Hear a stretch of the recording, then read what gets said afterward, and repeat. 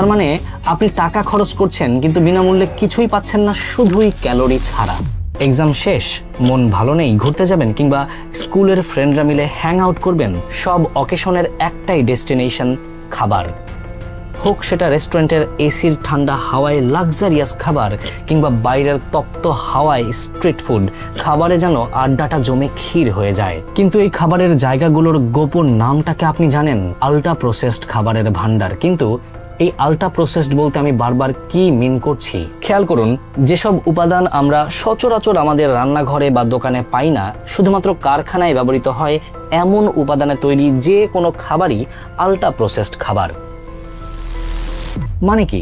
Orange জুসে তাহলে কি orange নেই? এনার্জি ড্রিঙ্কসে এনার্জি তো থাকারই কথা, নাকি সেটাও নেই? দেখুন, অরেঞ্জ জুস বলুন আর এনার্জি ড্রিঙ্কস, আল্ট্রা প্রসেসড খাবারে প্রাকৃতিক উপাদান যৎ সামান্য বা থাকেই না বললেই চলে।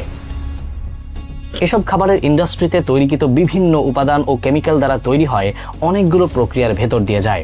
শেষমেশ আপনার হাত পর্যন্ত যা পৌঁছায় তাকে আদৌ অরেঞ্জ জুস বলা যায় কিনা তা নিয়ে সন্দেহ আছে।